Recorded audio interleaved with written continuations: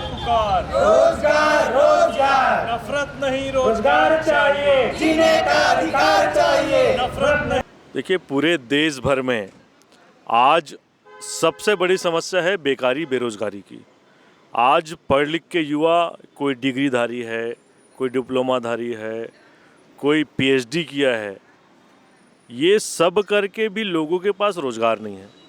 दूसरी चीज़, अगर कोई व्यक्ति व्यवसाय करने भी जा रहा है तो सरकार को जो सुविधाएं देनी चाहिए, सरकार को जो समर्थन देना चाहिए, वो युवाओं को आज नहीं मिल रहा है। ये राष्ट्रीय रोजगार आंदोलन जो चल रहा है, वो राष्ट्रीय रोजगार आंदोलन समिति के तत्वाधान में आज पूरे देश भर में ये आंदोलन चल रहा है। छत्तीसगढ़ के भी अलग अलग ज़िलों में आंदोलन चल रहा है। हमारी मांग बस इतनी है कि देश में आज तक कई सरकारें आई, उन सरकारों ने सारा कानून बनाया, अलग अलग लोगों के लिए कानून बनाया, लेकिन जो एक बड़ा वर्ग है, जो युवा वर्ग है, जिससे लोगों का घर चलता है, उसके लिए सरकार ने कोई कानून नहीं बनाया। तो हमारी ये मांग है, हमने एक ड्राफ्ट तैयार किया है राष्ट्रीय रोजगार नीति का। हमारी ये मांग है वो राष्ट्रीय रोजगार नीति ड्राफ्ट केंद्र सरकार लागू करे। हमने इससे पहले पीएमओ को भी ये अपना ज्ञापन दिया था, ड्राफ्ट उनको सौंपा है, लेकिन इसके बावजूद उन्होंने आज तक इसमें निर्णय नहीं लिया। तो हम पूरे अब राज्यों में जा रहे हैं, हम राज्य सरकार के माध्यम से ये ज्ञापन उनको देंगे। तो आने वाले समय में ये आंदोलन तो धीरे धीरे बढ़ रहा है। हम पूरे देश में, हमारी एक ही मांग है कि राष्ट्रीय रोजगार नीति बने, सारे लोगों को रोजगार मिले, लोग रोजगार के लिए भटके ना, ये हमारी मांग है, इतनी सी मांग है। तेजेंद्र तोड़ेकर, सदस्य राष्ट्रीय रोजगार आंदोलन समिति। सर देखिए, मैं ये कहना चाहूँगी कि सभी सरकारें जो हैं वो अपने अपनी तरीके से योजनाएं बनाती हैं, लेकिन आप भी देखे होंगे कि कई योजनाओं का क्रियान्वयन सही से नहीं हो पाता और अभी भी बहुत सारी योजनाओं का लाभ नहीं मिल पाता है। हमारी मांग ये है कि आप देखिए कि एक वार्ड बॉय जो है वो अगर प्राइवेट सेक्टर में काम करता है तो उसको अलग वेतनमान मिलता है, सरकारी सेक्टर में काम करता है तो अलग वेतनमान मिलता है। हमारी मांग ये है कि एक मिनिमम वेतनमान तय होना चाहिए, समान काम के लिए समान वेतन। तो इसमें हमारे 10 बिंदु है मुख्य रूप से राष्ट्रीय रोजगार नीति में, जो कि एक तो है कि ये हमारा जो संयुक्त रोजगार आंदोलन समिति है वो हर वर्ग को लेकर है, छात्र संगठन को लेकर है, किसान संगठन को लेकर है, मजदूर संगठन को लेकर है, महिला संगठन को लेकर है, जितने भी संगठन हैं उनको लेकर हैं। तो हम किसान संगठन के रूप में जो राष्ट्रीय रोजगार नीति है उसमें ये भी मांग कर रहे हैं कि जो मिनिमम सपोर्ट प्राइस है वो निश्चित होना चाहिए। आप देखते होंगे कि जब अब धान खरीदी के समय आने वाला है, उसके बाद अलग अलग राज्यों में अलग अलग उसको मिनिमम सपोर्ट प्राइस दिया जाता है। उसके अलावा जो ठेकेदारी प्रथा है, जो संविदा नियुक्ति होती है, देखिए बाजू में भी लोग अभी अनुकंपा नियुक्ति वाले लोग लगा रहे हैं, तो इन सब का एक सॉल्यूशन होना चाहिए। हम यहाँ पे किसी सरकार के विरोध में नहीं, हम एक समाधान के विरोध में हैं कि हमारी मांग है राष्ट्रीय रोजगार नीति, जिससे क्या है सभी लोगों को रोजगार का अवसर मिले। सरकारी देखिए लिमिटेड सरकारी पद हैं वो तो भर जाएंगे, लेकिन उसके बाद ऑप्शन नहीं है।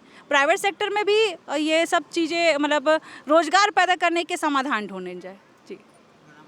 जी डॉक्टर दीप्ति धुरंधर।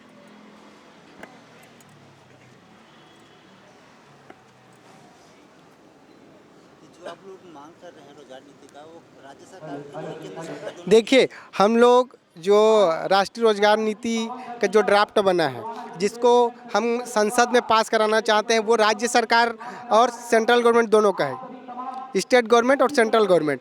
हमारी मांग है कि पूरे देश में आज 135 करोड़ से ज़्यादा जनसंख्या है, तो उसमें और 60 लाख जो आपको बैनर भी लगा हुआ है हमारे मंच में, उसमें 60 लाख अभी तकरीबन डेटा में है, 60 लाख खाली रिक्त सरकारी पद में है। तो हम चाहते हैं कि जो डेटा में जो है तो है, लेकिन जो ऐसे डेटा है जिसमें प्राइवेट सेक्टर, किसान वर्ग और मजदूर वर्ग जो छूटे हुए हैं, अगर उसका डेटा को किया जाए तकरीबन पूरे हमारे भारत देश में तकरीबन कम से कम एक स्टेट में 20 लाख से ज़्यादा होंगे। पंजीकृत बेरोजगार 20 लाख से ज़्यादा होंगे। और छत्तीसगढ़ की डेटा की अगर मैं बात करता हूँ तो 3 करोड़ का जो जनसंख्या है उसमें हमारी यहाँ की जो छत्तीसगढ़ की सरकार है उन्होंने 0.1% दिया है। तकरीबन 3 करोड़ में 9,000 या 9,000 के हिसाब से अगर देखा जाए, एक करोड़ में 9,000 अगर निकाला जाए डेटा उसका, तो 9,000 27,000 ही बेरोजगार। ऐसा ही नहीं है, मैं खुद आपको अगर सर्वे अगर करते हैं, गवर्नमेंट अगर सर्वे करवाता है कोई भी एंगल से किसी भी ऑर्गेनाइजेशन से, तो भी हमारे छत्तीसगढ़ में ही तकरीबन प्राइवेट सेक्टर और गवर्नमेंट सेक्टर को जोड़ दिया जाए तो कम से कम 25 लाख से 30 लाख बेरोजगार है। अगर उनके लिए कोई कानून नहीं बनेगा तो हमेशा युवा बेरोजगार ही रहेगा। किसान अपने फल सब्जी धान को बेचने के लिए भी उनको तकलीफ होगा। जो ग्रामीण क्षेत्र में रहते हैं, जैसे ग्रामीण क्षेत्र में रहते हैं वो काम कर रहे हैं, लेकिन उनको जो एक समय है उसकी जो मांग है, जो उनको डेली वेजेस पे अगर उनको गवर्नमेंट ने रेट भी रखा है तो 192 रुपया, अब अभी 204 रुपया है, लेकिन उसमें 6,000 5,000 में किसी का ज़िंदगी नहीं चलने वाला है। इसीलिए संयुक्त रोजगार आंदोलन और देश की बात में संयुक्त रोजगार आंदोलन और संयुक्त रोजगार आंदोलन के बैनर तले जो राष्ट्रीय रोजगार नीति का ड्राफ्ट बनाया है उसमें यह है कि अगर कोई भी खाली पद होता है तो उसको एक महीने के अंतर्गत में तत्काल भरा जाए। दूसरा, ग्रामीण क्षेत्र और शहरी क्षेत्र को मिनी टेक्नोलॉजी से जोड़ा जाए।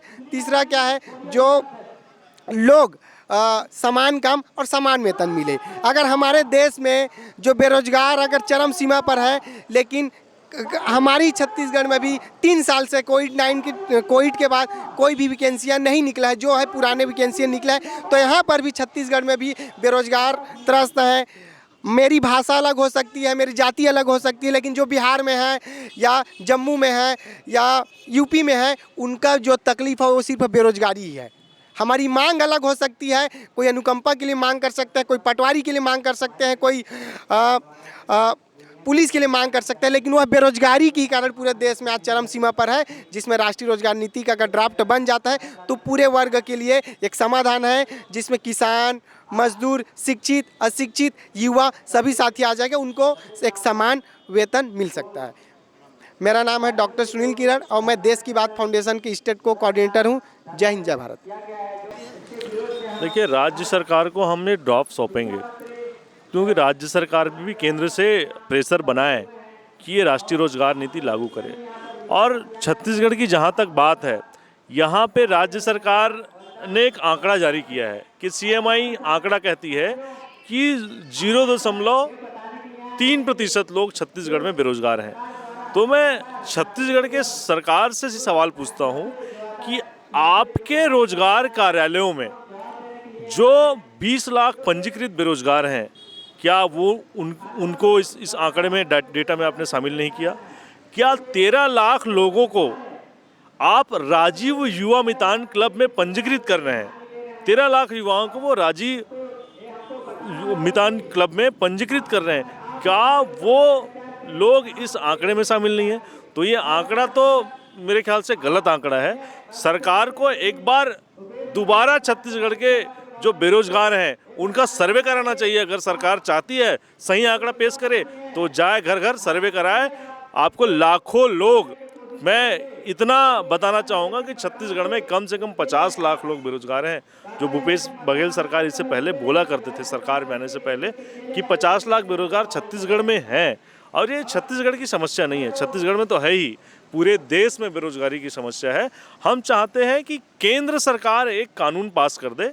ये रोजगार नीति अगर बनती है तो देश के हर कोने में, चाहे वो कन्याकुमारी में हो, चाहे जम्मू कश्मीर में हो, चाहे महाराष्ट्र किसी कोने में हो, चाहे झारखंड के किसी कोने में हो, हर गांव के युवाओं के लिए उस रोजगार का इसमें प्रावधान है। धन्यवाद।